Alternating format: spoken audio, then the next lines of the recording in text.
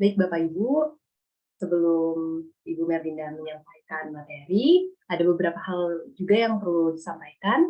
Nanti jika Bapak Ibu ada pertanyaan, boleh langsung kirim chat di Zoom chat ke akun Q&A. Dan juga nanti akan disebar link form feedback, jadi Bapak Ibu boleh mohon diisi.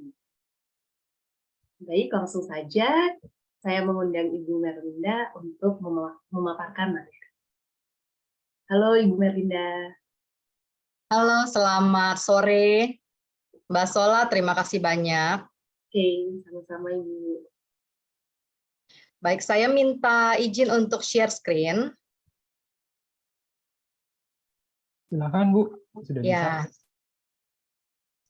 Ya, Bapak Ibu, saya sebelumnya berterima kasih atas kesempatan ini bersama dengan Kemer Counselor and Partners. Yayasan Kanaan mengadakan satu growing bersama dalam kegiatan kita sama-sama bisa belajar, bertumbuh, bisa berdiskusi, bahkan bisa interaktif juga, karena sangat peduli dengan pendidikan terhadap anak-anak kita. Dan pastinya setiap ibu, bapak yang ikut dalam kegiatan ini, itu memiliki hati dan pikiran terhadap perhatian untuk anak-anak kita semua. Ya, pada kesempatan ini, sesuai dengan temanya, parental love is an inherited action. Mengapa? Ya, mengapa parental love? Nah, jadi justru di sini saya akan besarkan.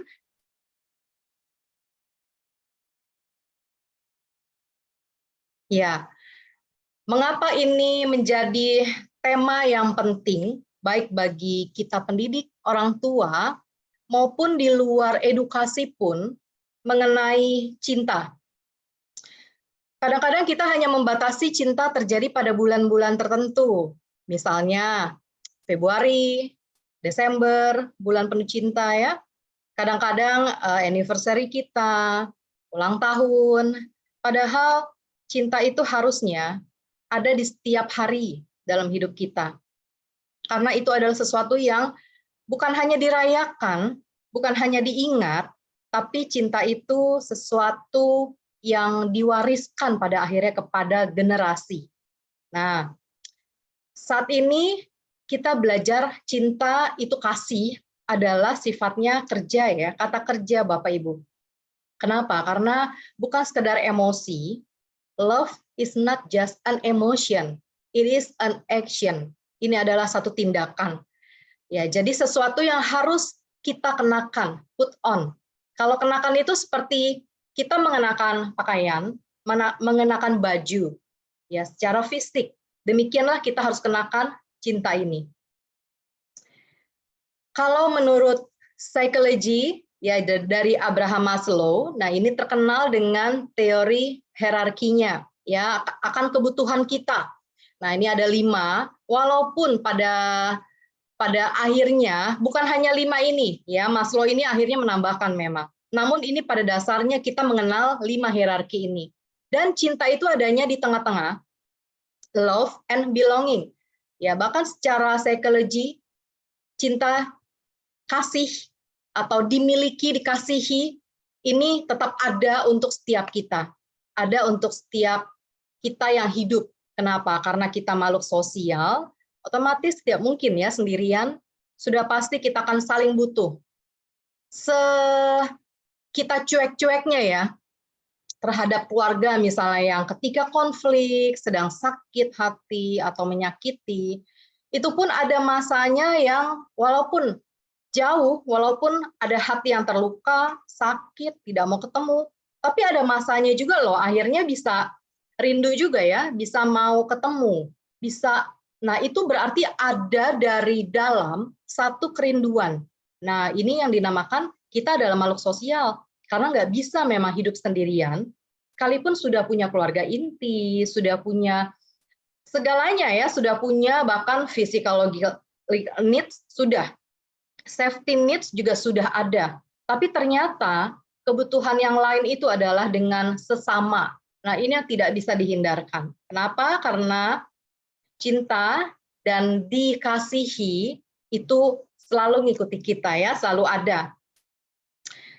Dalam berbagai bahasa, kita pasti belajar bahasa tertentu. Bahkan anak-anak, Bapak Ibu juga diajar, diberikan les. Sekarang Mandarin, ada lagi sekarang Korea, bahkan anak-anak juga yang kuliah-kuliah sudah mau loh ambil jurusannya Korea, gitu kan. Nah, jadi kenapa? Karena memang bahasa-bahasa ini yang nantinya ya ini akan sangat menguntungkan, bermanfaat, dan ternyata diminati dari sekarang. Mengapa perlu sih tahu perbedaan ini? Kalau anak Bapak Ibu bicara Mandarin, tapi ternyata kita sebagai orang tua tidak bisa conversation Mandarin, gimana? Jadi anak hanya mendapat sebatas ya les, yaitu satu keuntungan yang diberikan mungkin oleh sekolah, ekskul, atau kursus. Tapi kalau tidak bisa bercakap ya, conversation dengan anak dalam bahasa yang sama, katakanlah bahasa ibu, ya bahasa ibu. Nah, berarti ada kesalahpahaman pasti. Jadi orang tua minta apa terhadap anak, lalu anaknya nggak nyambung. Atau anak ngomong apa, ya yang mungkin masih baby, hanya mama yang tahu, atau neni yang tahu ya, atau hanya papa yang tahu. Orang lain nggak ngerti. Jadi orang terdekat yang mengerti. Kadang-kadang kita mengajarkan kepada anak, I love you. Jawabannya apa nih Bapak Ibu? Biasanya kita mengajarkan supaya ada respon yang baik ya. Maka anak itu harusnya kamu ngomong dong I love you too ya, atau anak misalnya sudah bisa mengekspresikan I love you mommy ya, I love you daddy. Maka kita pun akan mengatakan hal yang sama, I love you too atau I love you more. Atau jangan-jangan ketika anak bilang I love you ya, lalu seorang papa bisa bilang dengan handphone di tangannya, hanya bilangnya jawabannya ini. Ya. Nah, pertanyaannya, kapan terakhir? Nggak usah ke anak ya. Misalnya, Bapak Ibu ngomong terhadap pasangannya. Kapan terakhir? Ayo ngomong I love you. Ngomongnya, atau jangan-jangan pakai emoticon, ya kan? I love you, gitu, nggak secara langsung. Kapan terakhir? Dan bagaimana responnya? Apakah masih ada apinya responnya itu atau cuman gitu ya, atau responnya ternyata udah ngomong aja maunya apa gitu kan. Ya jadi kayak ada sesuatu mulu kalau ngomong I love you, ada tujuannya biasanya ya. Tapi paling tidak kita mengajarkan anak-anak dengan respon yang sama dengan bahasa yang kita mengerti. Kalau flash bahasanya ya I love you maka dijawab I hate you, sama sekali nggak nyambung. Nah, hal yang nggak nyambung itu sering kali terjadi pada orang tua, ya pada pasangan di rumah. Makanya coba nih, saya mau stop share dulu, ada polling pertama, biar boleh diisi, dibagikan polling pertama oleh siapa, Miss Sola ya? Coba kita lihat dulu. Nah, di sini sudah disediakan oleh Miss Sola ya. Boleh dibacakan, Miss Sola? Baik, untuk polling yang pertama, pertanyaannya ketika ada seminar parenting, saya lebih suka. Iya, boleh diklik salah satu ya, ini hanya bisa salah satu kan. Jadi kalau ada seminar parenting seperti ini deh contohnya. Saya lebih suka apa nih? Pasangan ikut atau sendirian, lebih bebas gitu kan. Ribet kalau sama pasangan gitu ya, mau yang lebih suka aja nih, lebih suka yang mana gitu kan. Ayo, langsung aja diklik gitu kan.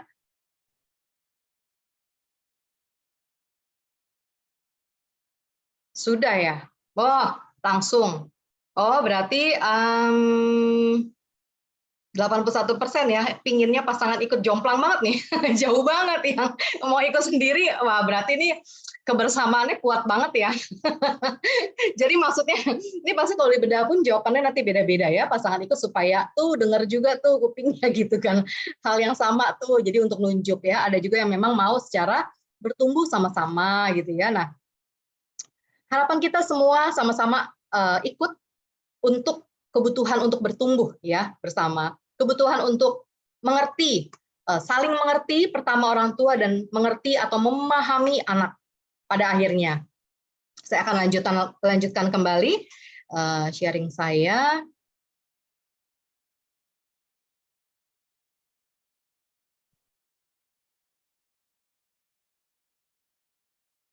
ya, terakhir tadi. Jadi, apa yang akan kita pelajari saat ini? The 5 language love. Ada 5. Satu adalah word of affirmation atau kata peneguhan atau dorongan, encourage gitu ya, mendorong.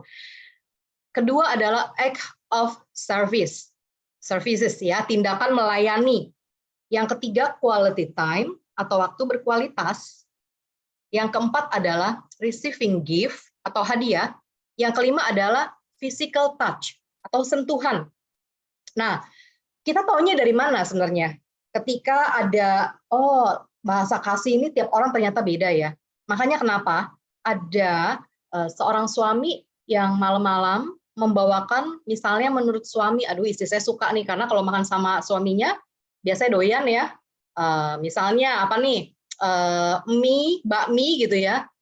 Ketika udah dibawa malam, istrinya jangankan ngomong thank you, ya responnya seperti yang tidak diharapkan. Tapi responnya, udah malam, taruh aja di kulkas deh, besok dimakan gitu kan. Nah, clash ya, beda banget nih dengan harapan.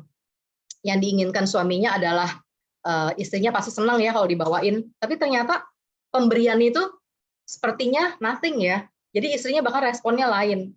Nah, mungkin aja hal-hal seperti ini yang memang perlu diketahui bahwa mungkin bagi suami ya enak waktu makan, istrinya senang waktu makan, ya memang untuk makan, tapi ternyata bukannya mau dibawain gitu ya.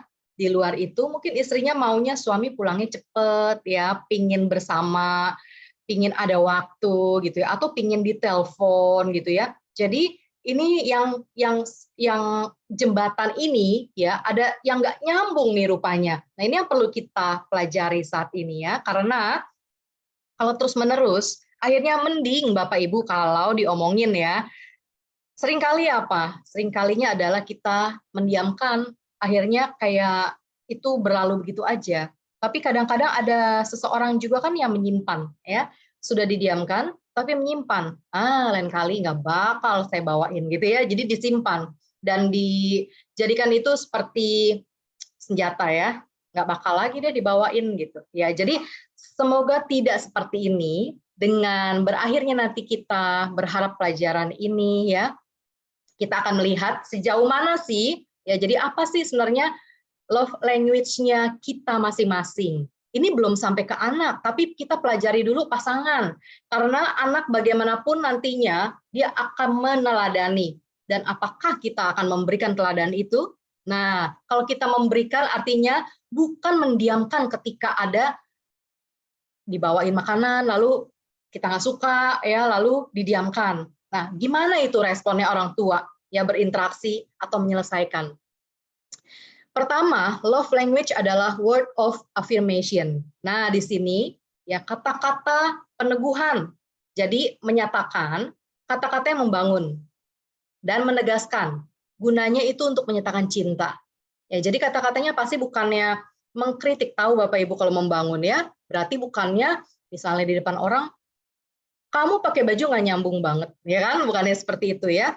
Nah, jadi atau tuh ketebelan tuh alisnya gitu kan, atau seperti itu ya. Nah, jadi membangun di depan orang. Tindakannya apa? Ini peneguhan ya, misalnya terhadap pasangan, ini harus diberikan ya dorongan, semangat, penghargaan, pujian terutama juga di depan orang lain. Juga dengar secara aktif dan berkata, sering-sering katakan ya, aku sayang kamu, I love you. Nah, jenis pasangan yang bahasa kasihnya adalah word of affirmation ini melalui kata-kata, ini sangat membutuhkan tindakan-tindakan seperti ini. Dan jangan jarang-jarang Bapak Ibu untuk mengatakan I love you sama pasangannya. Ya, untuk orang yang senang gitu ya, untuk mendengarkan kata-kata semangat ini. Lalu apa yang mesti dihindarkan? Tidak memberikan penghargaan atas usaha atau hasil yang dilakukan.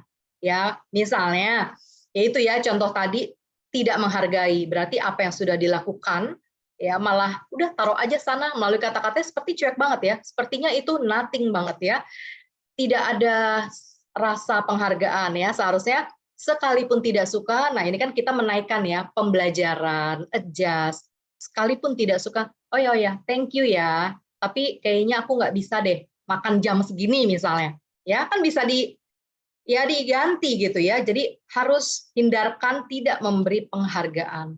Lalu hindarkan juga kata-kata yang kasar, mengejek, atau kritik yang memang nggak membangun. Kritik pada tempatnya sih iya, tapi kalau yang memang tidak membangun, artinya kita tahu ya itu berarti memang sangat menyakitkan. Mungkin seringkali berkata, saya memang begini orangnya keras, gitu ya. Ada kan yang suka begitu ya? Saya dari dulu emang begini diajar gitu. Saya dari dulu emang begini, udah dari sananya. Nah, jadi bersikukuh. Bapak Ibu sekali lagi tidak mengubah kepribadian. Hal ini bukan mengubah kepribadian kita, tapi mari cara hidup yang lama kita ganti dengan cara hidup yang baru dong. Kebiasaan ini soalnya. Ya, jadi kebiasaan berkata kasar itu dulu mungkin budayanya gitu ya. Kebiasaan. Kata-kata kasar dari mana sih? Anak-anak kadang-kadang ada jadi orang tua, tapi anak-anak mungkin akan melihat orang tua tidak sadar ketika lagi konflik, maka kata-kata itu direkam sama anak. Ya, atau bahkan kita sudah sangat berhati-hati, tapi anak bisa tahu dari teman, dari TV, ya kasar. Dari mana anak bisa begitu? Kadang-kadang kita tidak mengajarkan dan ternyata kita kaget, dari mana ini anak bisa ngomong gini, saya nggak pernah ajarin gitu ya.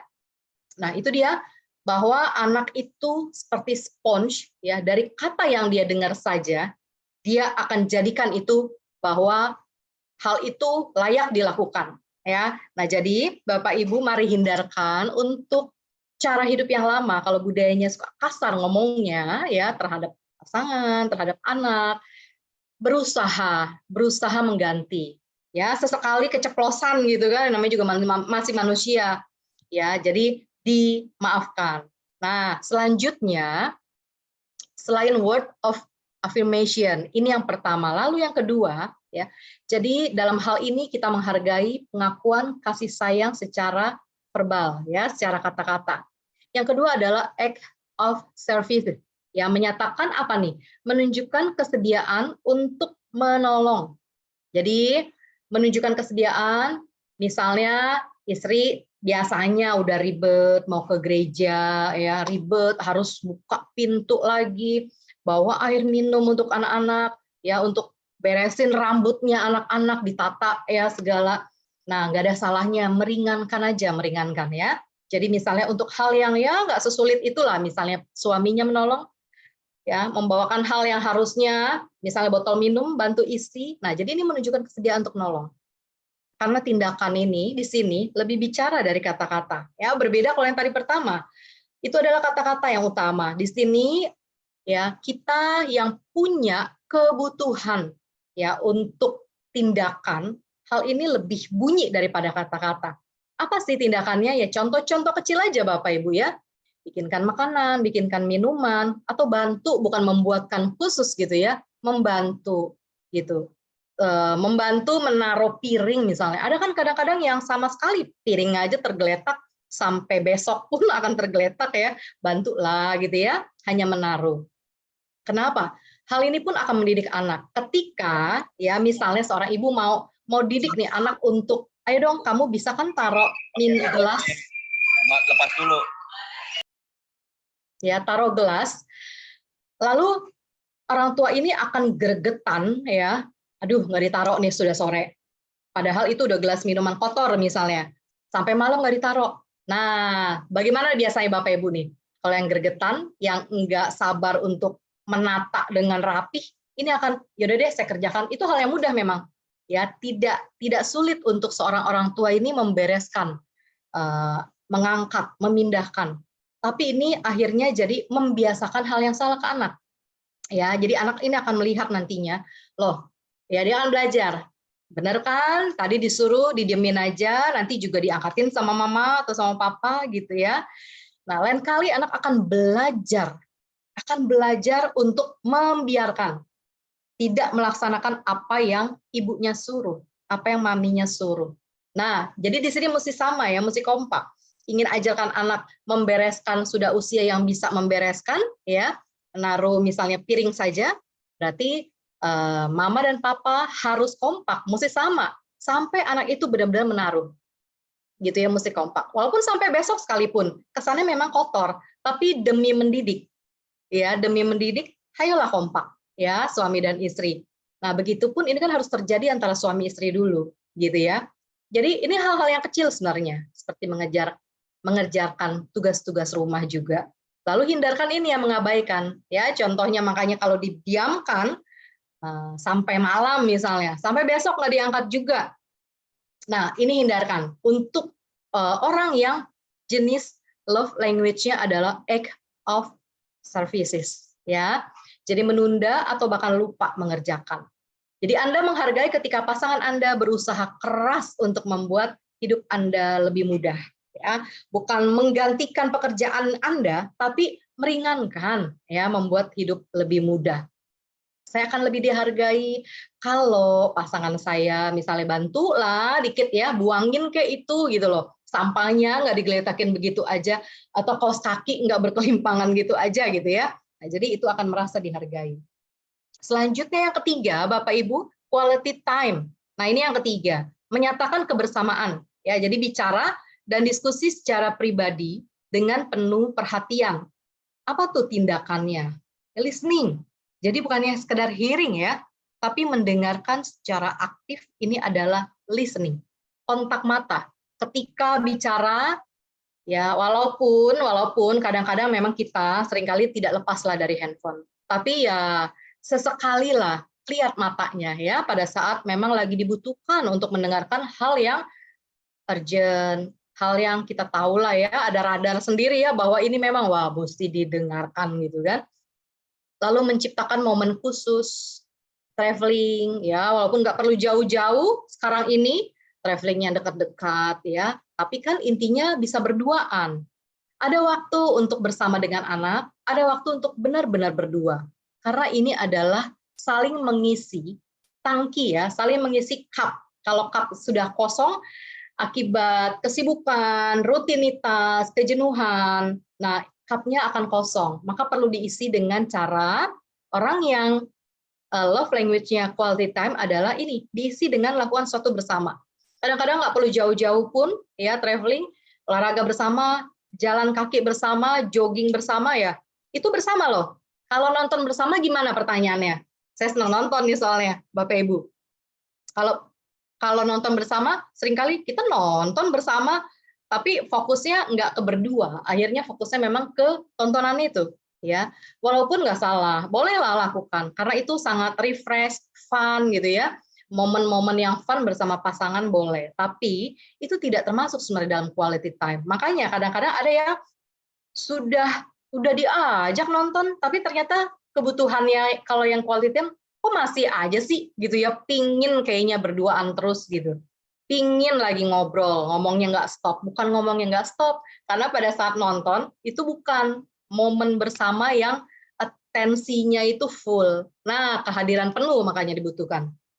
Lah, maka hindarkan lama tidak menyempatkan waktu pribadi bersama. Ya, bisa dimengerti bahwa kegiatan rutinitas ini seringkali menggantikan, sehingga ada kata, aduh nggak sempet, ya ada kata nggak sempet. Padahal misalnya nggak sempet telepon dulu pada saat masih ngejar, masih pacaran ya, selalu bisa sempet kan, setiap hari video call, setiap hari bisa telepon. Tapi sekarang karena kesibukan, akhirnya ada kata ini, nggak sempet, nanti deh, nanti aja deh, nanti juga ketemu gitu ya. Padahal walaupun telepon cuma 2 menit, tanya sudah makan apa, tetap ini kebutuhannya ya. Jadi kalau ada kata tidak sempat, nah ini hindarin. Anda akan merasa dihargai ketika pasangan secara aktif ingin menghabiskan waktu bersama. Ya, nih kalau ditanya, kamu dihargai kalau apa? Nggak perlu diberi apa-apa misalnya ya. Kalau saya dihargain tuh kalau pasangan saya tuh bisa ada nih ngabisin waktu sama saya gitu ya. Nah itu orang yang quality time sebagai love language-nya. Kemudian yang keempat adalah receiving gift. Nah ini menyatakan memiliki hal yang disukai atau diperlukan. Jadi memberikan atau menunjukkan prioritas. Misalnya menghadiahi makanan kesukaan ya. Jadi tahu sudah nih bahwa memang si istri atau suami senang dikasih, bukan senang diberi makanannya ya, senangnya bahasa kasihnya adalah diberi sesuatu. Jadi bukan diberi dorongan saja, tapi ada receiving gift yang diperlukan. Ya, nggak selalu mahal-mahal, bukan maksudnya gift ini bukan hadiah-hadiah tertentu yang mahal, tapi hal-hal kecil itu meaningnya artinya adalah bahwa dia diingat. Ya, sekalipun misalnya koleksi-koleksi benda kecil, hobi, peralatan yang sedang dibutuhkan, yang diinginkan gitu ya saat itu, nah diberikan itu ya artinya tindakan yang memenuhi orang yang love language-nya adalah receiving gift, menerima hadiah. Lalu hindarkan ini juga lupa waktu khusus atau menerima hadiah dengan tidak antusias. Ya, jadi pada saat diberi, lalu terima hadiahnya kayak biasa aja, kayak udah tahu gitu ya, atau tidak menunjukkan muka yang sukacita ya, walaupun misalnya makanan gitu kan. Nah itu hindarkan. Nah orang yang senangnya menerima gitu ya, pada saat memberi pun dia pasti akan berharap bahwa yang diberi ini akan bersukacita karena dia berharap ya, dia memiliki kalau diberi dia pasti akan senang. Maka dia berharap orang yang diberi pun akan dengan antusias ya. Jadi Anda akan merasa dicintai pada saat pasangan memberi Anda simbol visual cinta. Lalu yang terakhir physical touch ya, fisik loh ini. Jadi apa sih sebenarnya? Apakah gandengan tangan hanya terjadi pada saat ketika pendekatan, ketika pacaran, ya, atau ketika baru-baru menikah? Ternyata gandeng tangan, ya, bahasa tubuh, sentuhan, ini adalah kebutuhan. Bukan hanya maksudnya kebutuhan seorang pria saja, bukan. Wanita pun memiliki kebutuhan ini. Kalau yang memang bahasa cintanya adalah senang disentuh, ya, misalnya kadang-kadang saya hanya senang bilang ke suami gini, saya senang kalau dipegang kepalanya, ya gitu ya, saya senang kalau misalnya dipegang pundaknya gitu, lagi di jalan ya, nah jadi disentuh begitu aja karena saya membutuhkan itu, ya senang. Tindakannya adalah nggak harus ya langsung ke having sex, ke berhubungan seks, tapi bisa jadi duduk-duduk dekat, ya duduknya dekat. Karena saya misalnya senang gitu ya untuk sentuhan, maka saya nggak suka yang jauh-jauh. Saya senangnya dekat. Saya senang gandeng, saya pun menggandeng ya. Jadi bisa cium, berpelukan, bahkan ini yang terakhir ya berhubungan seks. Nah ini physical touch. Jadi hindari mengabaikan atau menyalahgunakan sentuhan fisik atau sebagai hukuman fisik. Nah, kalau hukuman fisik artinya mendiamkan, misalnya sudah tahu nih memang bahasa cintanya adalah kedekatan, kebersamaan dalam hal fisik ya, tapi menjadikan itu hukuman. Nah, ini yang sering kali ya kan, saya suka dengar dan terjadi, dijadikan hukuman. Hindarkan ini ya, jadi kalau justru yang memang physical touch, bahasa cintanya, tapi malah mendapat hukuman fisik ini, nah ini kebutuhan soalnya ya, jadi tidak memperkeruh, memperparah relasi gitu ya. Jadi Anda akan merasa dicintai ketika menerima tanda-tanda kasih sayang fisik. Ya, kadang-kadang ada yang tanda kasih sayangnya memang ya melalui kebersamaan, waktu seperti itu, tapi ada juga yang seperti ini ya, tanda kasih sayangnya itu melalui fisik. Saya ngerasa disayang loh kalau saya digandeng, bukan didiamkan aja ya gitu. Lalu discovering, nah ini boleh dibantu oleh Miss Sola ya. Jadi kita akan discover love language. Jadi ada 3 pertanyaan. Ini boleh dibantu sama Miss Sola. Pertanyaan pertama, ini saya berharap hal apa nanti dibacakan ya. Saya stop share di sini. Saya berharap ada sharing interaktif. Kalau ada ibu, ada bapak yang mau bagikan jawaban dari pertanyaan berikut ya. Silakan Miss Sola. Baik, untuk pertanyaan yang pertama, hal apa yang sangat menyakitkan jika orang yang Anda kasihi tidak melakukannya? Mungkin saya boleh meminta Mami Novi, Mama Winston dari SKK Jakarta untuk menjawab. Baik, selamat sore semuanya. Terima kasih untuk kesempatan yang sudah diberikan kepada saya. Saya ingin menjawab ya, pengalaman pribadi, hal yang menyakitkan ketika pasangan gitu tidak melakukan yang kita inginkan ya. Itu ketika kita ingin curhat, hanya ingin didengar, hanya ingin mengeluarkan unek-unek kita gitu sebagai ibu, sebagai istri gitu ya. Tapi ujung-ujungnya malah diceramahin, malah disalahkan. Jadi bete gitu. Jadi kita berharap dia itu ya lu denger aja gitu, kamu denger aja denger saya. Tapi malah ujungnya bertengkar, akhirnya ya udahlah, dimales gitu. Itu sih. Terima kasih. Pakai segala gitu udah mahal tuh jumlahnya.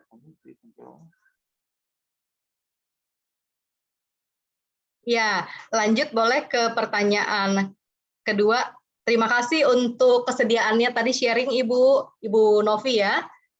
Silakan Miss Sola. Jadi untuk pertanyaan yang kedua, pertanyaannya adalah hal apa yang sangat Anda harapkan untuk dilakukan oleh orang yang Anda kasihi? Untuk pertanyaan ini, saya minta Ibu Betty mungkin bisa menjawab. Ibu Betty. Ya, selamat sore semua. Selamat sore. Ya baik. Kalau dari saya itu sebenarnya sangat mengharapkan kalau pasangan saya itu bisa lebih sedikit memperhatikan hal-hal yang agak mendetail, Bu. Seperti kan, misalnya kan kalau beli jus kan, saya suka ini kan apa jus alpukat gitu ya. Tapi suami saya itu suka lupa mulu, Bu. Jadi kalau mau beli itu selalu nanya, mau jus apa? Mau jus apa? Ya seperti itu kalau saya. Oke, terima kasih. Baik. How mendetail ya. Terima kasih Ibu Betty. Silakan dilanjutkan, Miss Sola. Baik, Bu.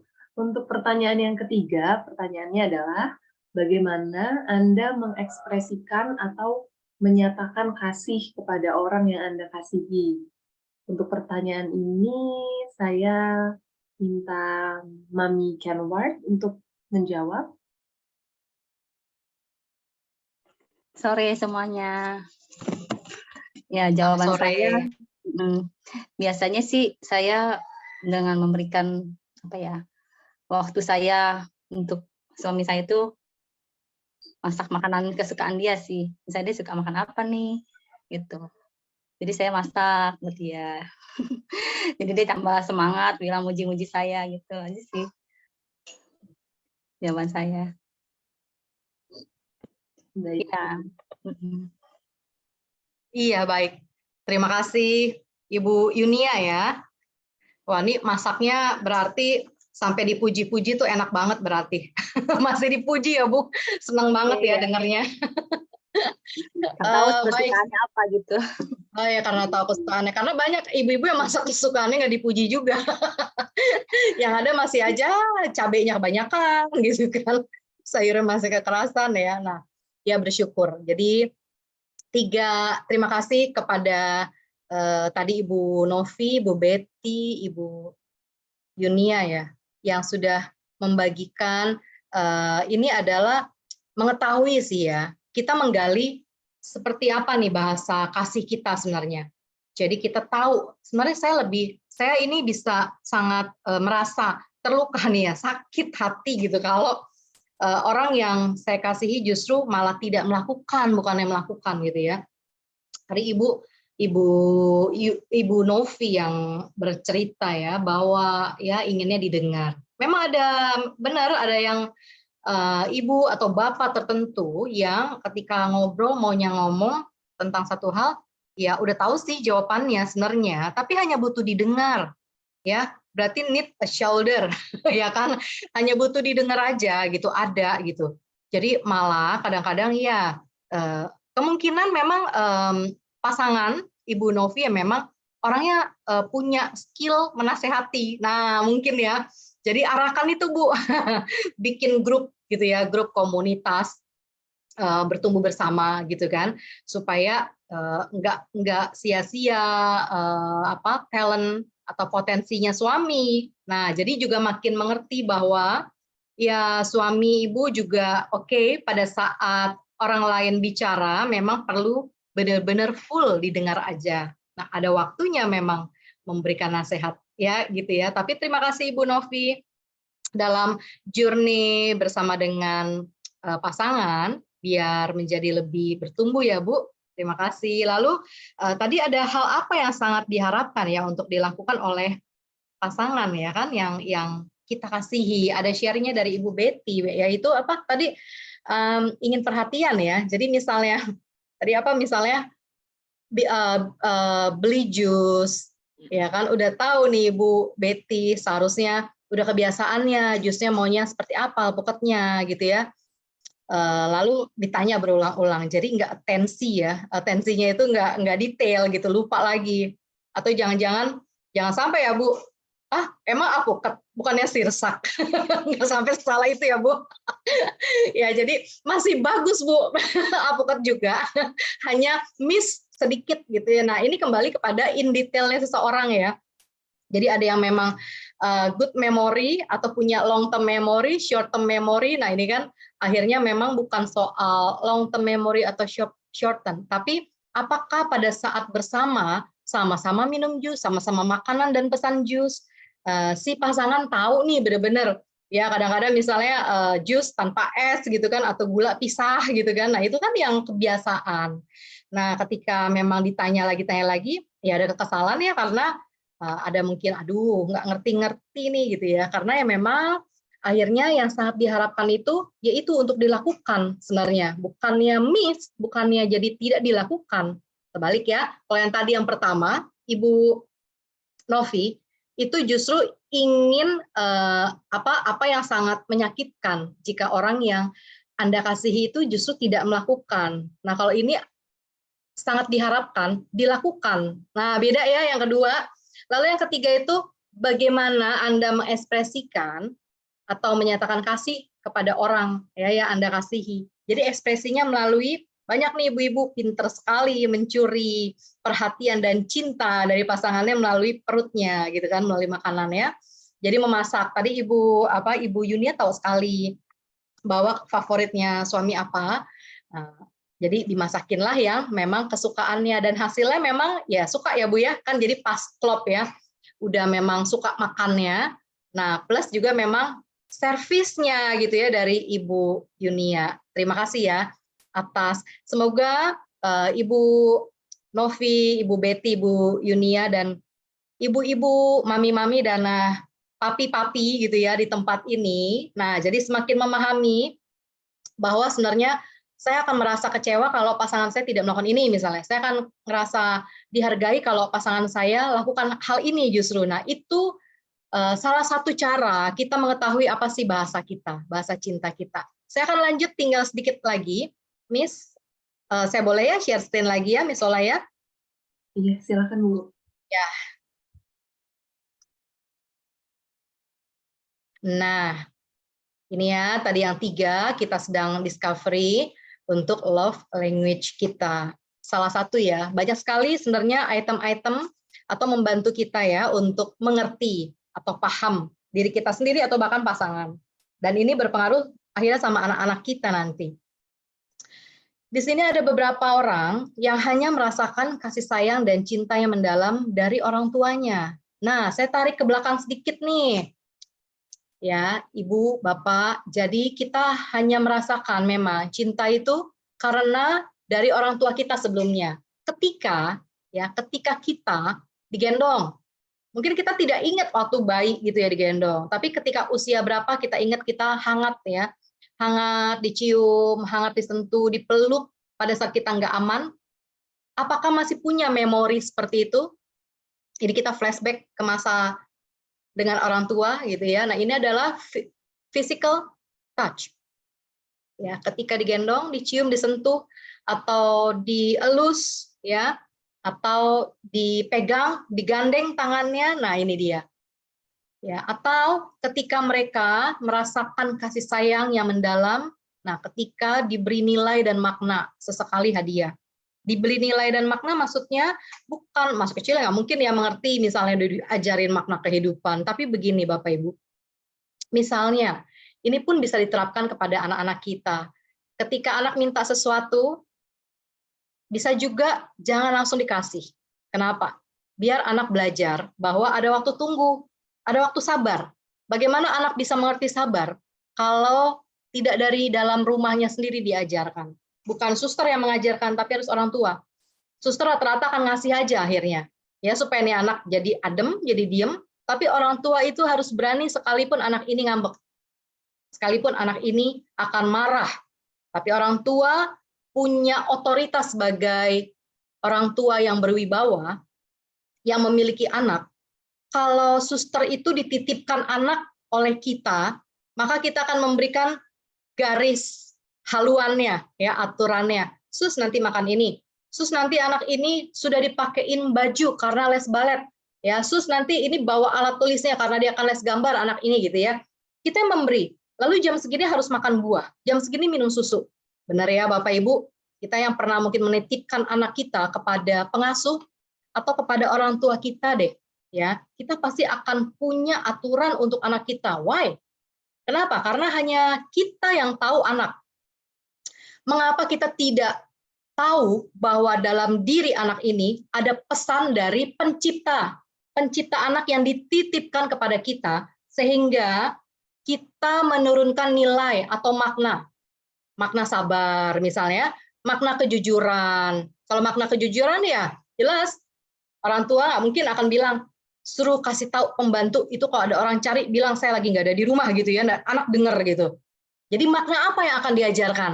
Nah ini yang tidak disadari bahwa itu semua kan adalah value, nilai yang diberikan kepada anak. Jadi bukannya selalu hadiah. Kadang-kadang ada yang memang selalu senangnya beri hadiah. Why? Kenapa? Ya, nggak ada salah orang tua memberikan, memberikan, bahkan yang mengingat ketika lihat barang ini, nggak ada yang salah. Tapi ketika hal-hal apapun diberikan sehingga itu menggantikan rasa bersalah Bapak Ibu ketika sibuk, punya rutinitas, nggak punya waktu untuk anak, nggak punya kehadiran penuh untuk anak, maka diganti dengan pemberian. Maka anak akan menilai, akan memiliki makna bahwa kasih sayang itu adalah pemberian. Kasih sayang itu adalah hadiah.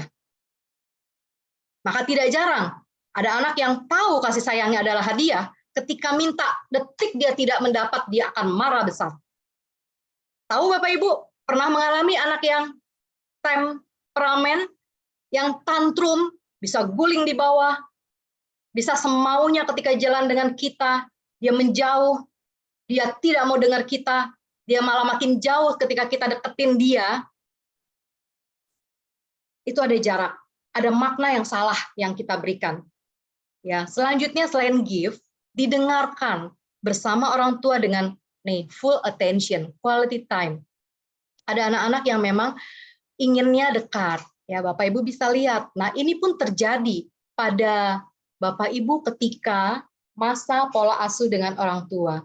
Apakah dulu dengan orang tua Bapak Ibu juga memiliki waktu bersama, bisa ngobrol hingga sekarang, atau obrolannya memang hanya disampaikan kepada ibunya, kepada mama kita, karena papa kerja sibuk ya. Nah, jadi melalui ibu aja kita dengarkan.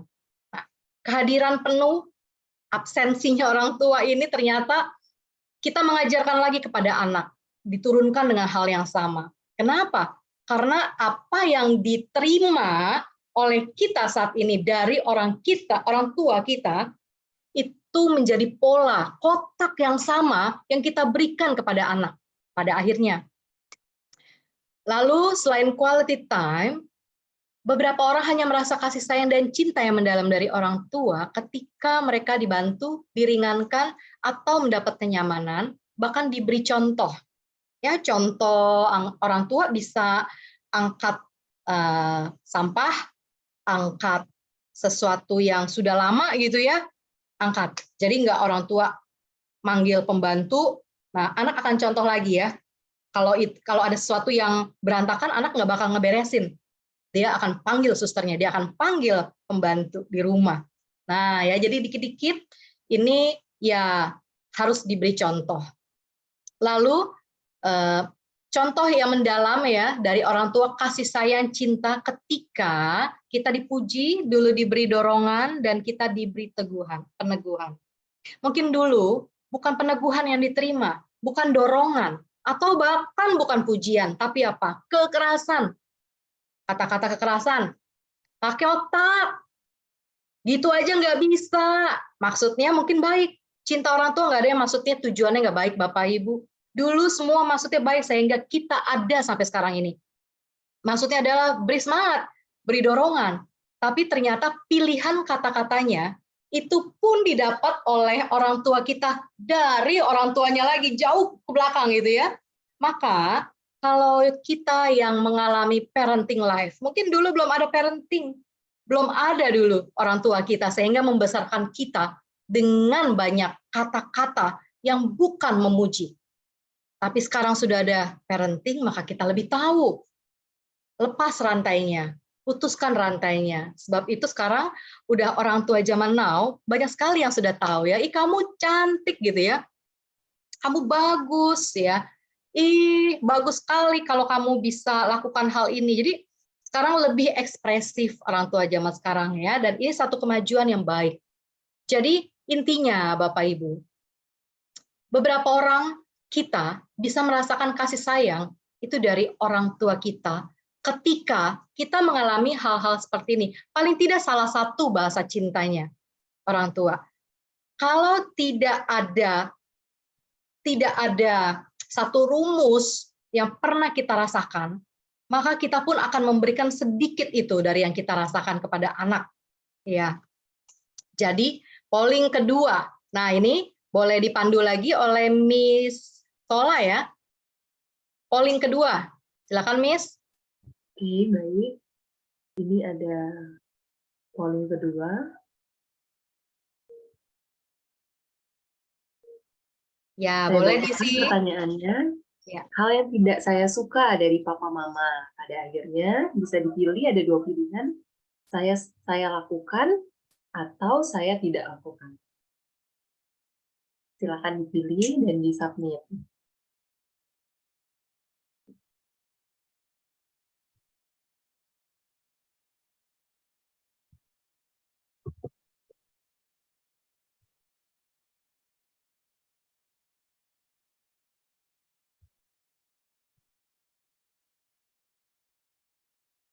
Ya, sudah boleh Miss Tola mungkin? Justru yang tidak saya suka. Justru saya tidak lakukan ya. 71%. Nah, sadar sekali bahwa pola asuh yang diterima seperti misalnya kurang kata-kata cinta, kurang kata-kata dorongan, kurang kata-kata sayang, saya nggak mau dulu saya alamin, maka saya nggak mau lakukan itu lagi. Ya, jadi sudah tahu nih yang positifnya, maka saya akan lakukan pujian kepada anak, dorongan supaya anak timbul self esteem ya, supaya ada efikasi diri, rasa yakin akan bisa berhasil. Nah, jadi justru seperti itu. Mungkin yang dulu kita mengalami bahwa bukan dipuji, tapi malah terus ya, kamu nggak benar lakukan ini ya, kamu salah. Jadi sekarang ini bukannya salah, gitu ngomongnya ya. Jadi sebaiknya malah bersama-sama dengan anak, yuk kita mulai lagi ya. Jadi bukannya kita mengatakan kamu salah, bodoh sih gitu ya, malah kita duduk bersama dan fix it ya, memperbaiki, lakukan bersama. Jadi parents sekarang ini, Bapak Ibu yang hadir ini yang sudah memang sangat mengenal, mengetahui bahwa apa yang tidak disukai ya justru jangan dilakukan. Tapi kadang, bukan kadang ya, dan ini terbukti, ada beberapa, bila ini dibedah, Bapak Ibu ya, ada hal-hal yang kita justru tidak suka, tapi malah kita melakukannya. Kenapa? Kadang-kadang itu jadi pertanyaan ya, saya tahu nih, aduh saya nggak suka nih, tindakan misalnya, tindakan papa saya terhadap mama, saya nggak suka, tapi malah saya, loh, sadar atau nggak sadar, kadang-kadang itu malah saya lakukan. Iya kan? Nah, kenapa? Karena itu hal yang paling akrab ya, ketika kita masuk dalam pola asuh dulu dengan orang tua, dan itu sangat akrab jelas. Ketika dalam perjalanan hingga dewasa, itu kan selalu kita lihat, kita dengar, kita pelajari. Maka, hal itu yang jadi paling akrab, maka secara tidak sadar pun, itu akan kita lakukan. Ya, sedikit kita lakukan mungkin. tidak sebesar yang dilakukan orang tua. Tapi ada beberapa hal yang akhirnya kayak saya nggak suka nih, tapi kok saya mirip-mirip ya gitu kan? Ya sadar atau tidak sadar, nah itu terjadi. Lalu saya akan share lagi sedikit lagi.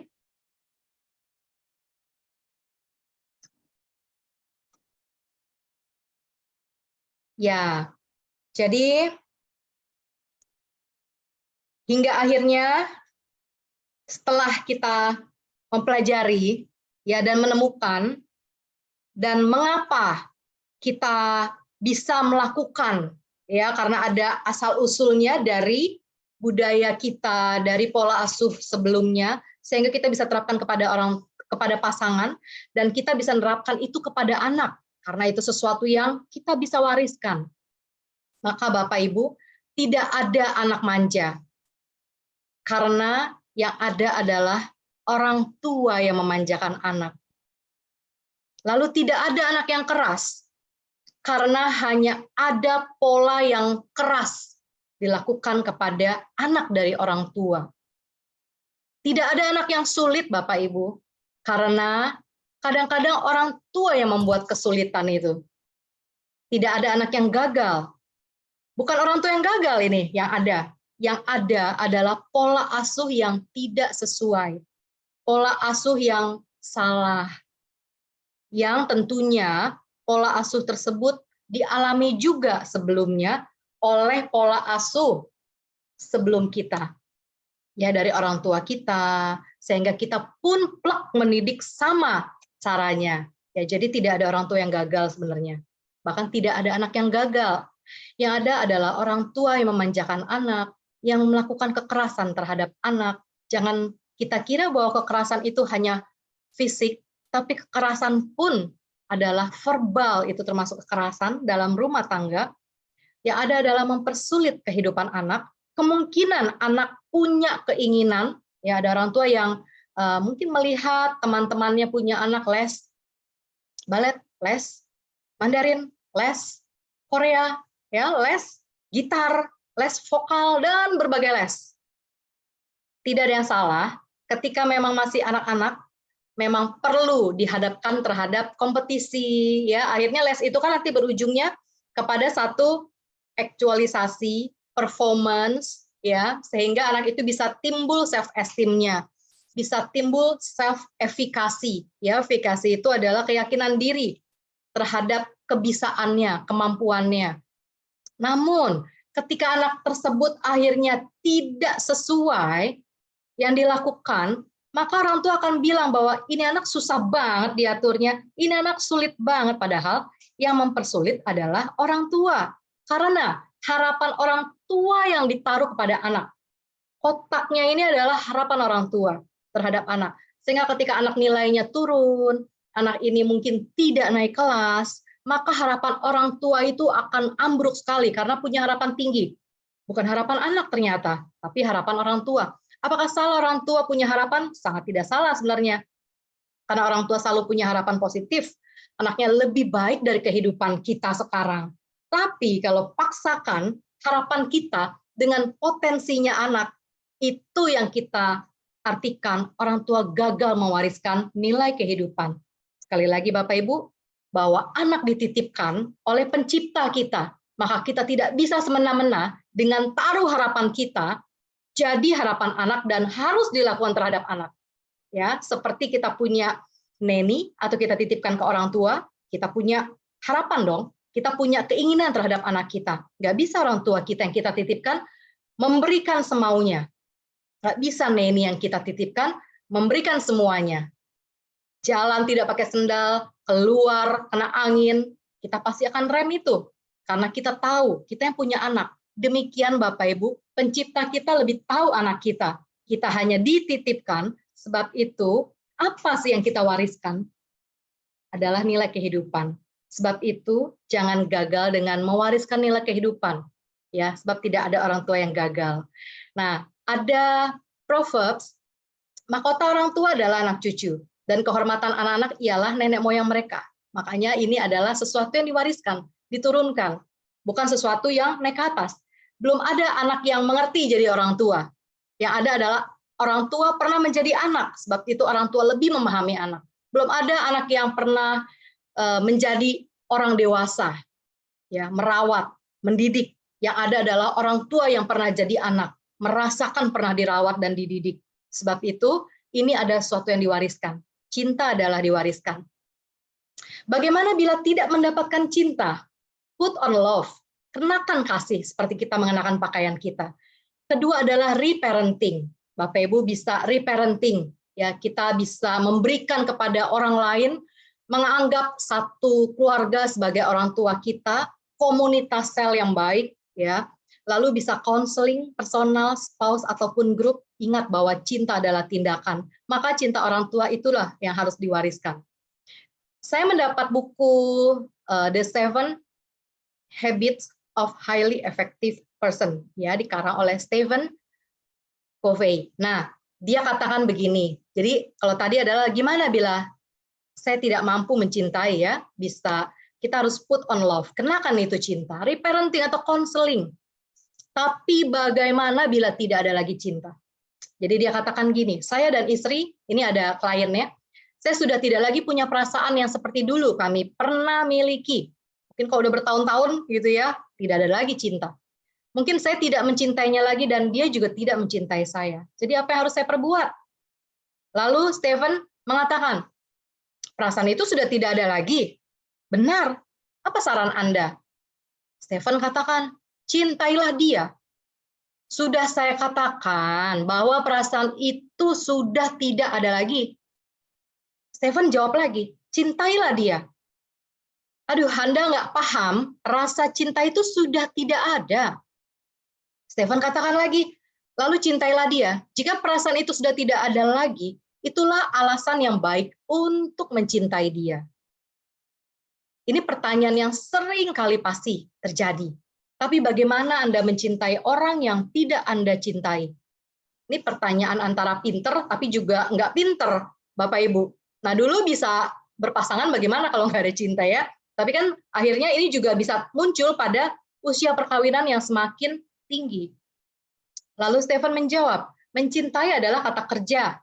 Rasa cinta adalah buah dari tindakan mencintai. So, cintailah dia, layani dia, berkorban untuknya, dengar, listening, berempati, berikan dia penghargaan dan dorongan semangat. Will you? Apakah kamu mau melakukannya? Ya, jadi kesimpulannya Bapak Ibu, the 5 love language, ada 5. Tadi kita bisa belajar kata-kata afirmasi, kualitas waktu, hadiah, melayani, dan juga sentuhan.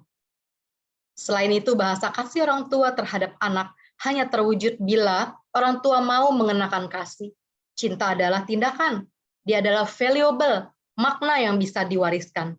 Ya, jadi cinta orang tua adalah tindakan yang diwariskan. Ya, terima kasih. Bapak Ibu, saya akan memberikan juga bila tidak terjawab pertanyaan-pertanyaan dan pertanyaan tersebut lebih bersifat kasus, lebih bersifat personal, maka akan disediakan ruang untuk konseling. Maka saya dan tim Kemer akan memberikan kepada peserta 10, ya, saya 10 orang, durasi per sesi adalah 1 jam, itu secara gratis. Jadi nanti sistemnya, prosedurnya akan diserahkan kepada pihak dari Yayasan Kanaan, ya. Kemungkinan Bapak Hansen yang akan mengkoordinasi. Bila ada diperlukan sesi ini didaftarkan ke Bapak Hansen, karena nanti akan ada psikolog atau konselor juga khusus anak, beda dengan remaja. Ya, karena anak-anak yang kecil-kecil beda kebutuhan dengan remaja. Atau konselingnya ini adalah konseling pribadi atau pasangan.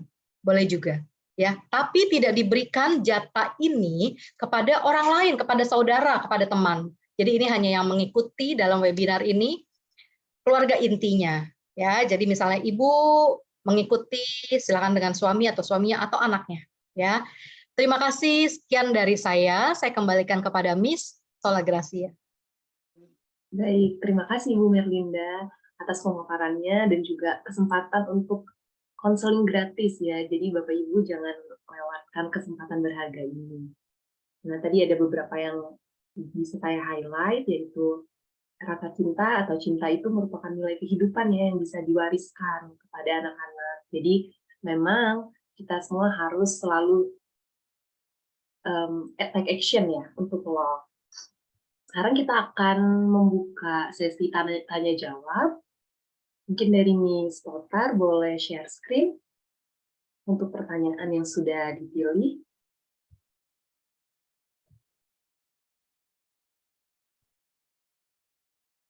Miss, sudah munculkah untuk pertanyaannya? Iya, sudah terlihat, Miss. Baik, silakan. Oke, baik. Ini ada pertanyaan dari Ibu Novi Winston. Saya akan membacakan pertanyaannya terlebih dahulu. Selamat sore, saya ingin bertanya, bagaimana caranya menyatukan bahasa orang tua dengan anak-anak, terutama yang sudah beranjak dewasa agar menjadi satu frekuensi yang selaras. Kami sebagai orang tua sering bertabrakan komunikasi dengan anak, padahal maksud kami adalah yang terbaik untuk mereka. Apakah karena kami dilahirkan dengan dunia bahasa yang berbeda dengan anak-anak, sehingga cukup sulit menyelaraskan bahasa kami menjadi satu frekuensi? Terima kasih. Untuk Ibu Merinda, silakan dijawab, Bu, ditanggapi.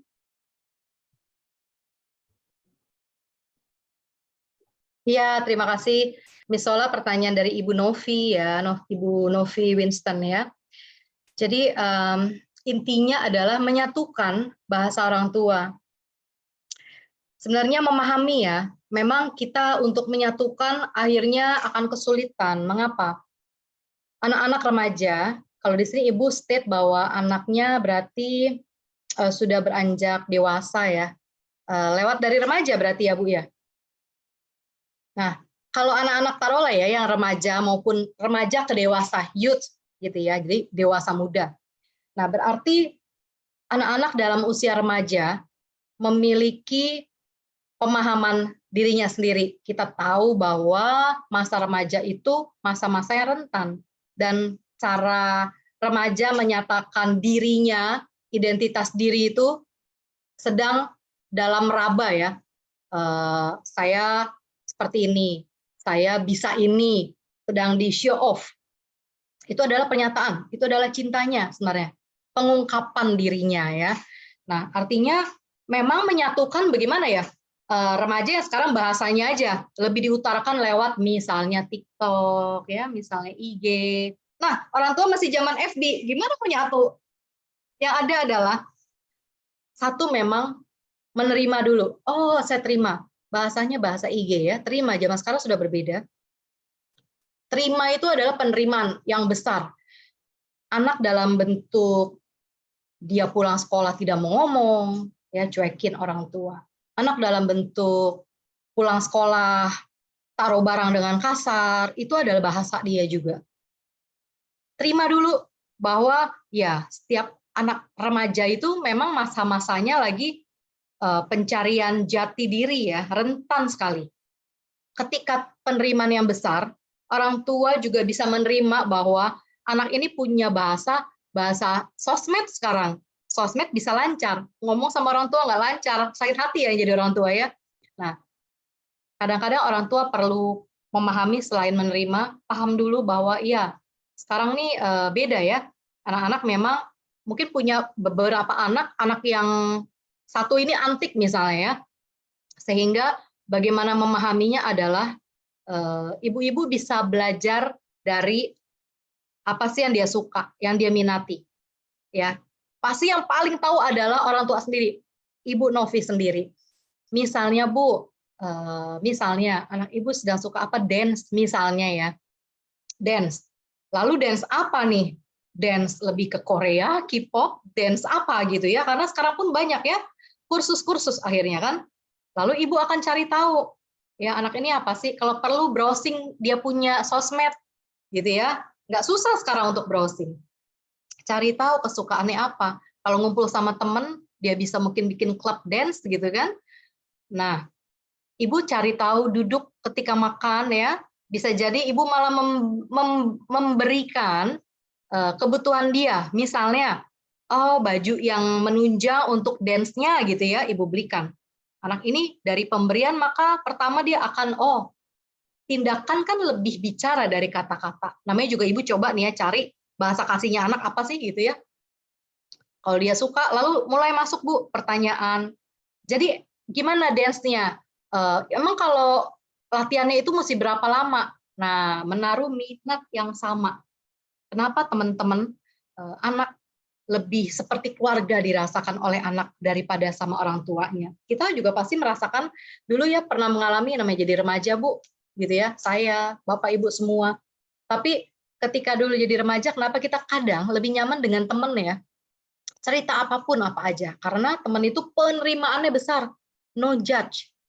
Kadang-kadang ada anak yang suka games itu sampai berjam-jam, bahkan sampai bisa kelewat tengah malam, ya adiktif, adiktif dengan games, adiktif dengan apa lagi ya banyak sekarang games, atau adiktif dengan makanan, adiktif dengan ya sukanya makannya hanya misal makanan Korea aja, gitu ya. Jadi adiktif.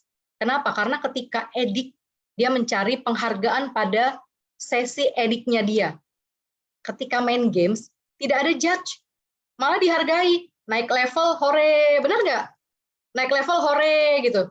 Sedangkan orang tua, kita mungkin, bersihin tuh, beresin tuh, cuma perintah ya. Cuman komen aja gitu loh. Seperti perintah, 10 perintah loh batu gitu kan. Habis ini begini, kamu jangan lupa matiin itu. Aduh, jadi banyak ya. Sedangkan games hore naik level, jadi sangat di encourage ya untuk naik level, dihargai. Nah, orang yang adiktif itu sebenarnya dia mencari penghargaan. Adiktif, apalagi dengan rokok, anak sekarang ya jangan heran. Mungkin kita melihat hanya anak-anak pria, tapi kita mungkin tidak sangka ternyata anak wanita pun ya di luar kampusnya aja, kampus nggak boleh. 2 langkah dari pintu gerbangnya rokok gitu ya. Dan adiktif gitu ya. Jadi harus, nah ya itu ya penghargaan. Dia merasa aman, merasa percaya diri dengan adiktifnya ini. Nah ibu kan bisa menggantikan Bu Novi rasa adiktifnya ini dengan penerimaan ibu yang besar. Jadi samalah gaulnya, dalam arti ibu mencari tahu hobinya gitu. Bila ibu perlu lebih detail lagi ya, karena saya juga tidak tahu kan, misalnya kesukaan anak ibu apa, sehingga ibu bisa cari dari situ ya, dari hal itu. Kesukaan menaruh minat yang sama itu kunci atau pintu utama untuk masuk ke anak Bu, biar bahasanya bisa sama nantinya. Ya semoga menjawab ya Ibu ya. Baik, terima kasih Bu Merlinda atas jawabannya. Tadi kata kuncinya adalah menaruh minat yang sama ya. Akan lanjut ke pertanyaan selanjutnya. Christopher boleh share screen lagi. Sudah muncul kah, Miss, untuk pertanyaan yang kedua? Ya, udah muncul, Miss. Baik, saya akan membacakan pertanyaannya. Selamat sore, Bu. Saya ingin bertanya, apa yang dapat saya lakukan secepatnya untuk mengubah atau minimal mengobati trauma warisan negatif yang sudah terlanjur mengenai anak-anak? Contohnya, anak-anak menjadi pemarah, emosian, dan sensitif. Mungkin karena secara di bawah alam sadar, kami mewariskan itu semua karena kami pun dulunya adalah anak-anak yang terluka oleh orang tua kami. Walaupun kami sudah melepaskan pengampunan dan berusaha berdamai dengan semuanya, tapi pada kenyataannya kami tetap mewariskan luka-luka itu pada anak-anak kami. Terima kasih. Ibu Merlinda boleh ditanggapi. Baik, jadi intinya memang sudah ada usaha, saya sangat menghargai Ibu, usaha yang sangat tentu tidak sebentar, dan ini usaha yang keras untuk dilakukan mengobati trauma atau luka masa lalu ya Bu. Dan sekalipun Ibu katakan sudah lakukan semaksimal usahanya, tetap akhirnya itu memang terlanjur ya, Ibu katakan tadi, mengenai kepada anak-anak. Jadi ini sangat berkaitan dengan pertanyaan saya polling yang kedua tadi ya, apa yang tidak saya suka dari orang tua? Tapi akhirnya banyak yang menjawab memang saya tidak melakukannya. Nah, tadi saya sempat katakan bahwa kita sadar atau tidak sadar, ada hal yang tidak kita suka dari orang tua, itu kita lakukan justru. Saya tidak suka apa, itu yang kita lakukan. Akhirnya ya, tidak sadar. Akhirnya begini, Bu, memang luka yang kita bawa ini, setiap kita pasti ada trauma, katakanlah bukan trauma, tetap ada luka. Ya, luka itu ada 3, ada yang aktif, itu berarti langsung memang ya, ada juga pasif, ada juga yang absorb ya. Absorb itu jadi kita hanya mendengar, diceritakan, misalnya papahnya ibu dulu kasar, katakanlah kasar hingga memukuli mama, ya mamanya ibu. Dan ibu tidak pernah tahu sampai suatu saat mama ibu bercerita. Ya, seringkali kita menjadi orang tua atau ibu-ibu kita, karena dulu memang belum ada parenting ya, jadi menceritakan kepada siapa lagi, karena itu aib, nggak mungkin kepada komunitas, teman, kakak, adik, atau orang tuanya lagi, jadi ke anak. Apakah itu menurunkan warisan? Bukan. Menurunkan trauma. Itu menurunkan luka. Itu luka yang diserap namanya. Bukan luka aktif, bukan luka pasif, tapi itu adalah absorb, diserap. Tidak mengalami langsung, tapi dia mendengarkan. Lama-lama timbul empati bagi si anak. Aduh, kasihan mamiku, kasihan dia merasakan ini. Walaupun tidak melihat juga secara langsung, dia timbul empati yang besar sebagai sesama ya. Korban. Anak ini kesannya jadi korban. Kita waktu itu yang mendengar. Lantas kalau sudah begitu, itu jadi luka yang kita bawa terus. Sehingga kalau kita besar pun, nah itu akan kita bawa. Nah ini mungkin yang akan akhirnya ya, saya tidak katakan yang separah itu ya, yang aktif, yang pasif. Ini baru yang absorb loh, yang menyerap saja ya. Ketika yang menyerap saja itu jadi luka, maka ini jadi terbawa ke kita sekarang. Ya, sehingga kita pun akan menerapkan lagi tuh mungkin ke anak gitu ya. Opa begini dulu gitu ya, kita katakan jangan deketin opa gitu ya. Opa karena dulu begini ya. Sehingga memunculkan rasa dampak ya kepada anak kita lagi. Nah, saya tidak tahu ya lukanya yang diwariskan luka-luka seperti apa. Dan kalau tadi Ibu sempat katakan ini adalah trauma ya, sudah dikatakan berarti Ibu sebut trauma warisan negatif. Nah, berarti sesuatu yang sangat trauma itu tidak waktu yang sebentar.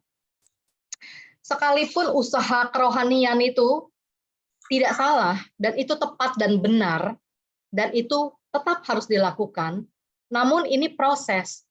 Nah, proses penyembuhan tidak ada yang instan, bahkan kita sendiri yang sangat kenal. Kalau, Bu, misalnya di tangan saya ada goresan, lalu ini belum lama saya buka salak, salak itu ternyata gores tangan saya, perih banget. Jadi saya mau megang apa kayaknya rada-rada ngeri ya. Nah, saya mau makan lagi tuh salak jadi ngeri. Gitu ya, karena mau ngebukanya takut gitu jadi sekarang kan. Belum lama ini, jadi ada goresan di ujung jari saya. Kalau saya masih ngerasa nyeri gitu ya, berarti saya masih belum sembuh. Tapi kalau saya sembuh, kalau saya berhadapan dengan salak, maka saya berani ngambil, saya buka cuek aja. Kalau saya masih ada perasaan, aduh, dulu deh, takut kena gitu ya. Nah, maka itu berarti masih ada lukanya. Demikian ya, dulu pernah juga suami saya makan pastel, dia pakai garpu. Nah, garpunya ternyata kenain gigi sampai giginya krek gitu kan. Jadi dia kemarin saya beliin pastel padahal dia suka. Kok kamu nggak mau makan? Nggak dia bilang gitu. Makanlah udah malam buat besok nggak bisa gitu kan. Makan deh. Nggak ternyata ya bukan nggak kenyang, ternyata nggak tak kena gigi lagi. Berarti ternyata masalahnya bukan kenyang, masalah bukan nggak mau, tapi itu karena takut kena gigi lagi. Aku bilang ya pakai aja sumpit, pakai cara lain. Enggak nah berarti ya rasa itu masih ada. Kita taunya sembuh kalau kita bisa mengingat lagi dengan tidak sakit, bisa biasa aja. Kita bisa lakukan ya berhadapan tidak dengan rasa takut lagi atau trauma. Itu tandanya. Jadi yang dapat dilakukan adalah terima dulu prosesnya. Terima saja Bu, itu berproses. Dan terutama terima diri Ibu yang sudah mengalami sedemikian lama. terima, berdamai dengan diri kan ya, tadi Ibu bilang sudah. Lalu ya hanya memang rasa validasi ya Bu. Jadi kita menamai, aduh ini rasanya apa nih? Takut, oke masih takut. Ya, validasi. Masih marah, rasakan itu Bu. Jadi kalau kita masih menolak, denial, ya denial artinya kita masih, ntar juga muncul lagi itu. Ketika kita denial, ketika kita repress, itu akan muncul lagi di trigger yang lain. Maka terima dulu, damainya dari mana? Tahu Ibu berdamai. Terima dulu, namai perasaan itu. Ketika itu muncul, peristiwa yang momennya persis sama misalnya, ya namai, oh saya marah, saya masih kesal, gitu ya. Damai dulu. Terima, kan it's okay, merasakan hal itu bukannya dosa. Kan nggak apa-apa marah, asal bukan marah yang terus-menerus, dipelihara, ya dipajang, di frame, dipajang dalam dinding kita, itu jadi kemarahan. Ketika saya sudah tidak ada rasa, nah kalau seringkali saya suka mendengar, mengampuni itu berarti melupakan. Buat kita manusia, saya pikir bukan melupakan ya. Kita semua punya memori loh. Kita semua punya pikiran, punya daya ingat, punya long term memory, apalagi namanya trauma dan sakit hati. Mau selama apapun akan ingat. Tapi ketika itu kita ingat, berani kita ceritakan tanpa ada rasa sakit. Bahkan kita sudah naik level, kita sudah menceritakan itu karena kita melihat maknanya, kita tahu bahwa oh dulu saya alami itu ya karena ada peristiwa yang menyakitkan itu untuk membuat saya lebih begini sekarang, lebih tough ya. Jadi udah bisa melihat maknanya, maka itu kita sembuh. Ya, ketika kita bisa ingat. Jadi bukan dilupakan. Justru salah ya, seringkali saya suka dengar makanya, aduh tolong jangan ceritain tuh. Jangan nyebut namanya, jangan gitu. Aduh tolong jangan ya, jangan itu denial proses. Sama dengan proses trauma, sama mirip dengan proses kedukaan. Kehilangan kedukaan gitu ya. Dari nggak percaya dulu. Oh, saya nggak percaya ini terjadi ya. Denial. Marah, tahap marah ada. Sampai akhirnya tahap menerima. Nah, itu menerima kan berdamai. Sampai melihat maknanya. Semoga menjawab, Ibu. Oke, terima kasih Bu Merlinda atas jawabannya ya. Ternyata memang trauma itu untuk sembuh itu merupakan proses, tapi kita sama-sama belajar untuk benar-benar mengampuni ya, dengan mengetahui makna dari apa yang kita alami. Dan selanjutnya kita bacakan lagi Q&A, pertanyaan selanjutnya.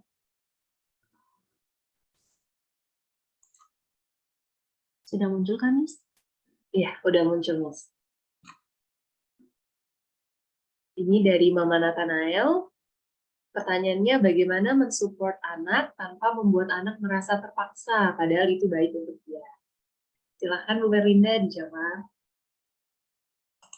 Bagaimana support anak ya, supaya ya anak memang merasa tersupport, tapi dia juga tidak merasa terpaksa.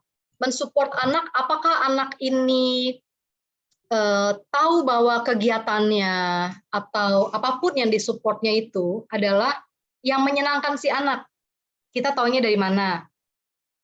Dilakukanlah beberapa waktu, contoh ya, kita mengirim dia les gitu kan, les klub bola misalnya, anak cowok misalnya, lalu masuk klub bola, yang bangga satu mama, ya kan, bangga nih masuk klub bola di sini anakku, difoto, jadi kebanggaan. Apakah salah? Tidak salah. Orang tua bangga sama anak, iya karena anak kan kebanggaan orang tua.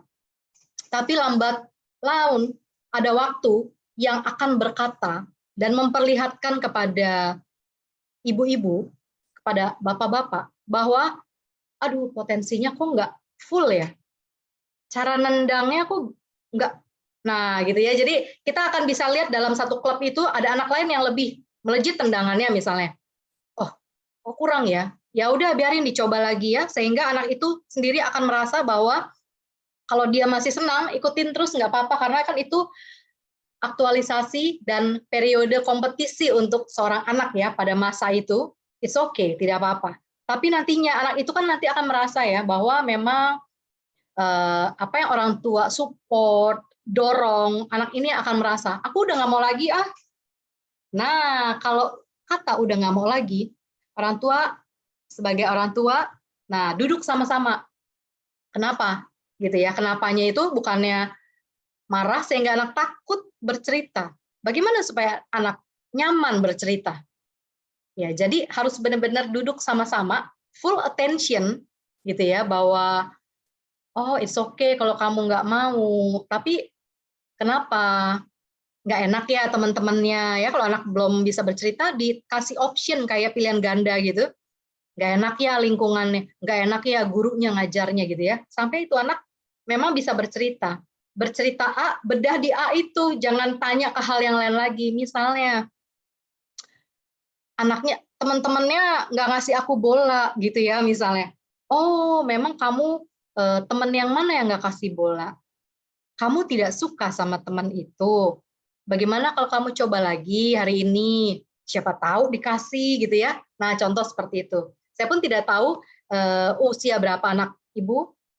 Nah, contoh untuk mensupport adalah ya berikan dia ruang dan waktu sampai nanti memang anak ini akan alami ya merasa tidak terpaksanya itu loh. Akan dari lahir dirinya sendiri akan berkata bahwa aku udah nggak mau, jangan sampai dia nggak mau sekolah ya, nggak mau masuk kelas. Tiap mau masuk kelas sakit perut, pusing gitu kan, itu mau ulangan gejalanya sama. Nah itu udah artinya psikosomatik ya, anak ini ada kecemasan dan stres sehingga muncul di tubuhnya, di fisiknya. Ya, kan harusnya ya memang ini nanti kan ada biasanya sekolah-sekolah ini ya, Kanaan menyediakan guru BP untuk menelaah ya untuk anak-anak yang memang lebih ke edukasi ya, lebih ke institusi ketakutannya, rasa tidak maunya. Ya, semoga ini bisa menjawab ya Ibu.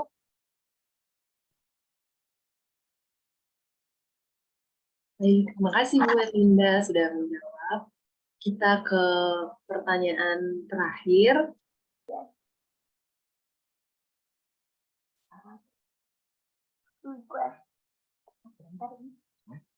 Sudah kelihatan, Miss? Ya, udah kelihatan. Ini dari Ibu Priscilia Winata. Izin bertanya, jika cinta adalah kata kerja yang dilakukan, bagaimana jika yang dimiliki ada kata kerja membenci dalam hati? Silakan ditanggapi, Ibu.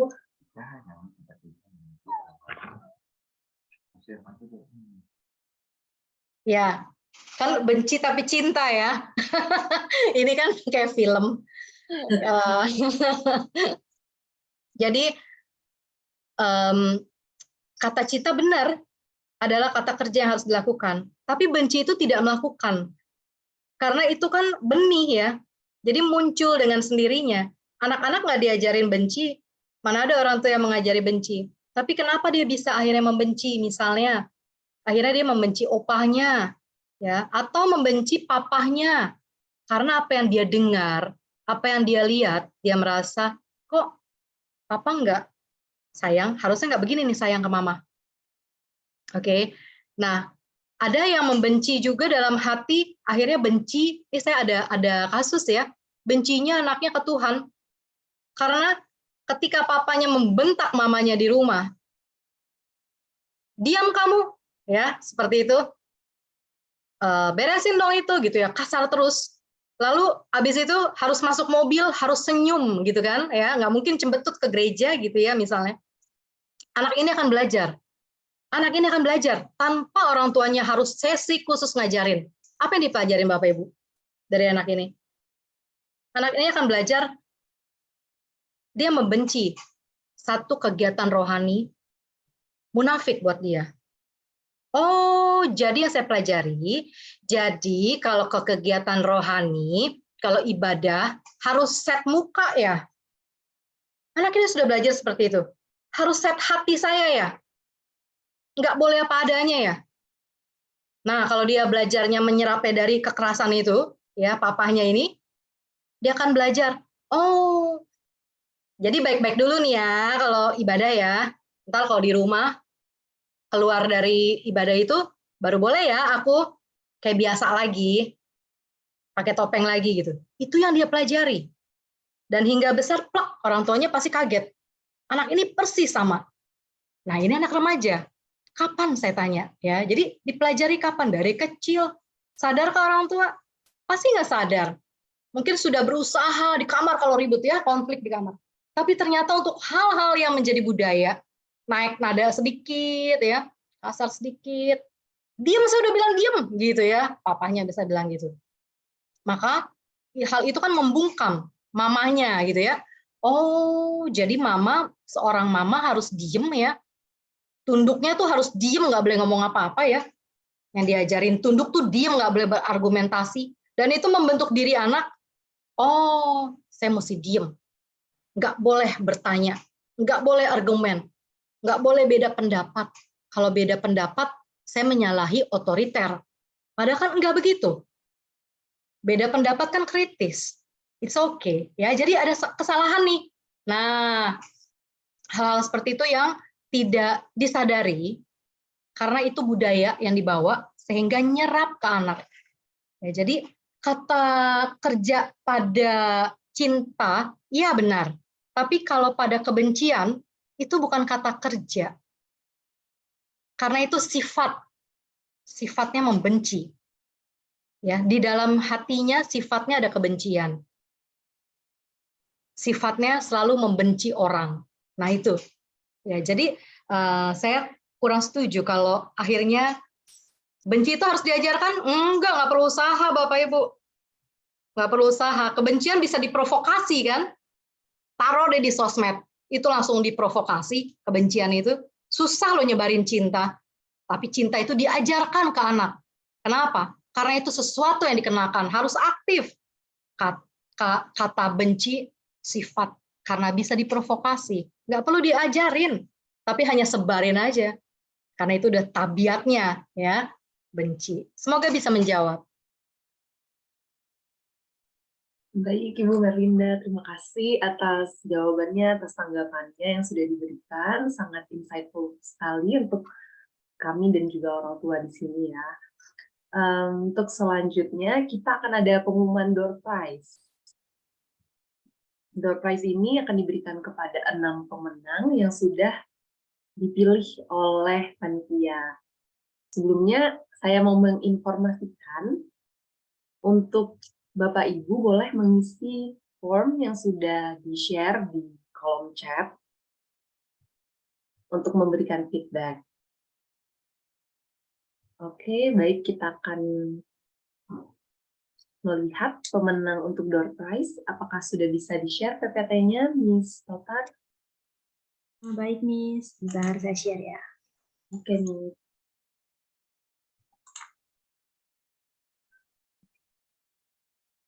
Sudah terlihat kan, Miss? Ya, sudah. Selamat kepada Bapak Ibu yang menjadi pemenang door prize webinar Parental Love pada sore hari ini. Saya bacakan namanya.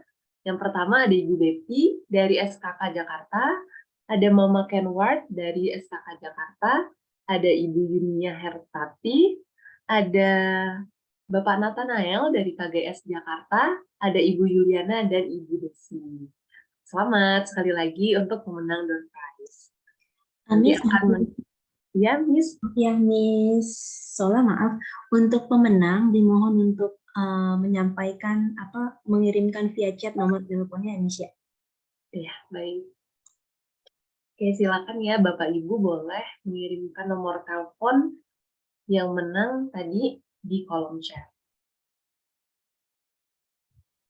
Kita akan lanjut ke sesi foto bersama dulu sebelum kita tutup Bapak Ibu. Jadi Bapak Ibu boleh membuka kameranya, kita akan foto bersama. Silahkan di-open kamera.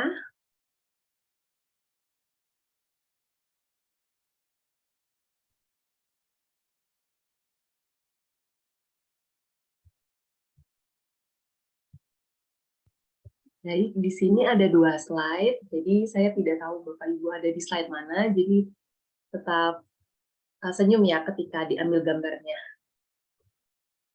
Oke, baik.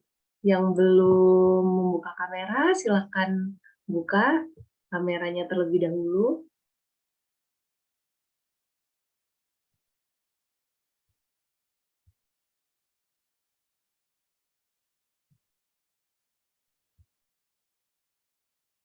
Silahkan di open kameranya.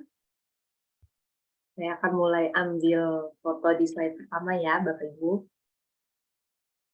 Berikan wajah terbaiknya, senyum terbaik. 1, 2, 3.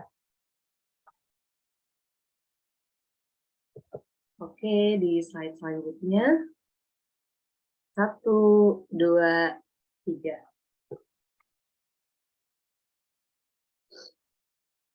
Baik, sampai di sini untuk webinar parenting kita. Untuk menutup, kita akan doa bersama terlebih dahulu ya Bapak Ibu.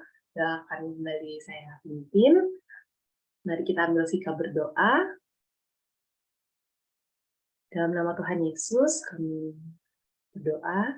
Bapak, terima kasih atas kesempatan yang Kau berikan kalau kami boleh belajar bersama-sama tentang pola asuh, tentang mendidik anak dengan benar ya Tuhan, dan bagaimana kami harus bertindak ya Tuhan untuk mewujudkan cinta kasih ya Tuhan. Biarlah ya Bapa, apa yang telah kami pelajari pada hari ini boleh kami terapkan ya Tuhan di keseharian kami, dan kami percaya Engkau yang menolong setiap kami, Bapak Ibu di sini ya Tuhan, untuk boleh mendidik anak-anaknya dengan baik, seturut dengan kehendak-Mu ya Bapak. Terima kasih Bapak, kami juga mengucap syukur untuk Ibu Merlinda yang sudah menyampaikan materi. Engkau yang memberkati beliau ya Tuhan dari setiap pekerjaannya, pelayanannya, dan di dalam keluarganya. Biarlah Engkau yang terus memberikan kekuatan, kesehatan kepada beliau ya Tuhan. Terima kasih Bapak. Kami mengucap syukur hanya di dalam nama Tuhan Yesus kami berdoa. Haleluya. Amin. Baik, terima kasih Bapak Ibu sudah bergabung di webinar parenting hari ini. Jangan lupa untuk ikut webinar parenting selanjutnya ya. Terima kasih. Tadi yang bertanya lebih banyak ibu-ibu ya. Ini Iya. saya lihat muka-mukanya baik bapak-bapak juga ternyata. Jangan-jangan bapaknya mendaftar untuk konseling nih. Ya, terima kasih ya Pak Hansen, Ibu Sola, dan seluruh Yayasan Kanaan dan seluruh sekolah Kanaan di Indonesia ya. Tuhan berkati. Ya, terima kasih kembali Bu. Terima kasih Linda. Ibu Linda. Berkati. Terima kasih, Tuhan berkati. Thank you Bu Merlinda. Sama-sama Ibu Yunia, thank you. Miss, ini untuk nomor pemenang boleh dikirimkan via chat ya, Bapak Ibu. Dengan Ibu Betty dari SKK Jakarta. Iya, Miss. Aku udah chat ya, Miss. Oke, terima kasih. Oke, terima kasih, Miss. Mama Kenward.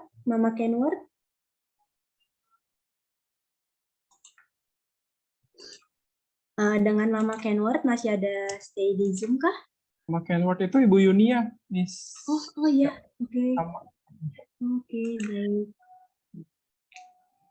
Untuk Mama Nathanael sudah. Ibu Desi, dengan Ibu Desi. Ya, Miss. Boleh nomor teleponnya, Mam? Oke, nanti saya chat aja ya, Miss ya. Oke, baik. Terima kasih. Terima kasih, Miss.